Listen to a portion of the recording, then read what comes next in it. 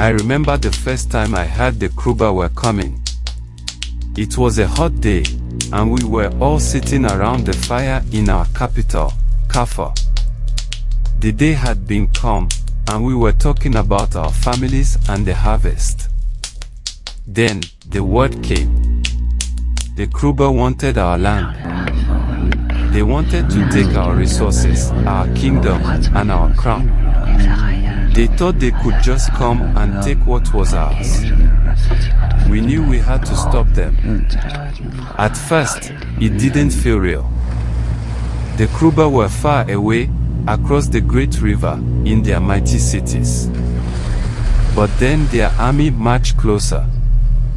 They came with their cannons, their iron-clad ships, their shiny armor, and their soldiers in perfect line.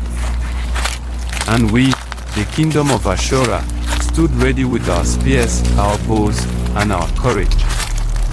We had been warriors for generations, and we weren't going to let them walk over us.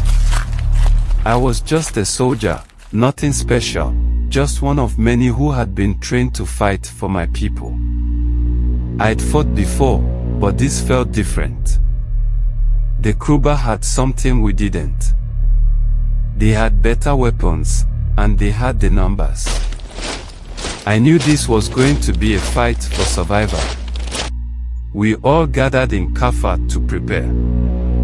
The king, King Kwame II, called the generals together. The sacred stone was safe for now, but we had to keep it that way. The Kruba wanted it. They wanted to take our traditions, our symbols, our history. The sacred stone is the very soul of our people.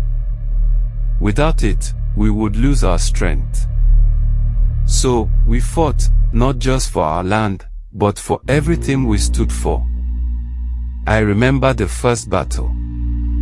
It was by the riverbank, and the noise was deafening. The sound of war drums filled the air, and the clash of steel rang out as we fought to push the Kruba back. I remember seeing the Kruba soldiers with their heavy cannons, standing far from us and shooting with their long-range rifles. They looked so different from us, so distant. But I also remember our warriors, brave, fierce, and determined. We didn't run. We didn't hide. We charged.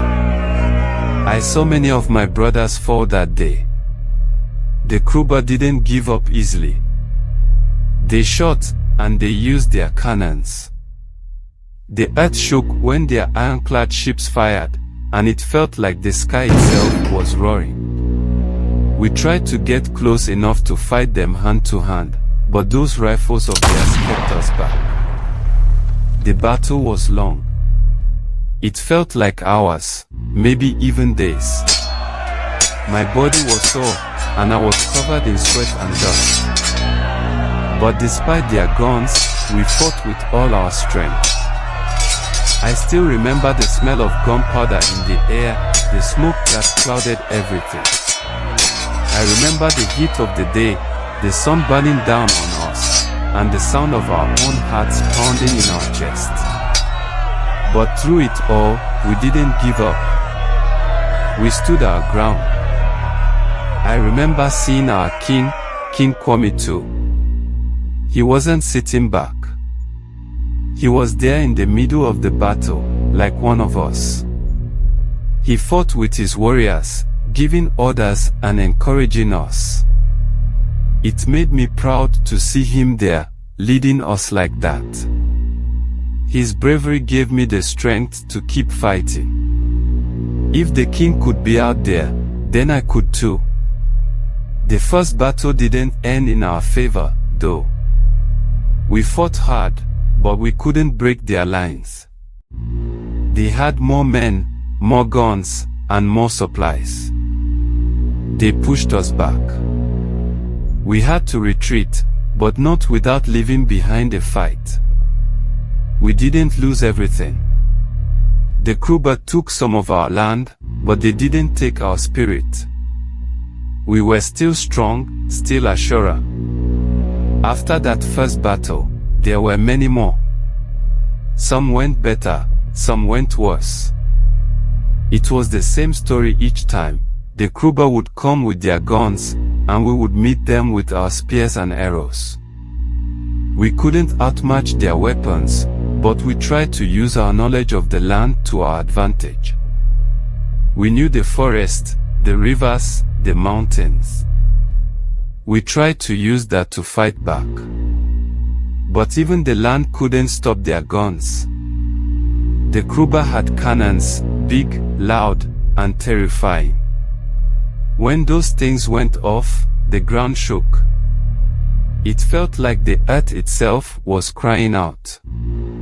It was hard to keep fighting when it felt like everything was falling apart around us. But still, we fought. We fought because we had no choice. This was our home. There was one day I'll never forget. We were told we had to pull back. It was hard to hear. We were losing, and the Kruba were getting closer to Kaffa. The generals told us to retreat, but retreating felt like defeat. How could we leave the sacred stone behind? How could we leave our people? But we had no choice. The Kruba were too strong, and we had to protect what we could. Our lives were important, and we couldn't lose everything. We pulled back, and that was when I truly understood the meaning of this war. It wasn't just about weapons. It was about survival. It was about protecting our people, our king, and our culture. I may have been a soldier, but I wasn't just fighting for land. I was fighting for the future of Ashura. The war didn't end how we wanted. The Kruba took Kaffa. They took our land. But the Ashura people didn't break. We may have lost the war, but we didn't lose everything. The Kruba couldn't take our spirit. They couldn't take our pride. We may have been pushed back, but we were not finished. Even now, I think about those days. I think about my brothers who fought beside me. I think about the friends I lost. They were warriors. They gave everything for our kingdom. And even though we lost that battle, we didn't lose our hearts. The Ashura people are still here. The spirit of our warriors still lives in every one of us. We may have lost that first war, but we didn't lose our will. We are Ashura, and we will fight to the end.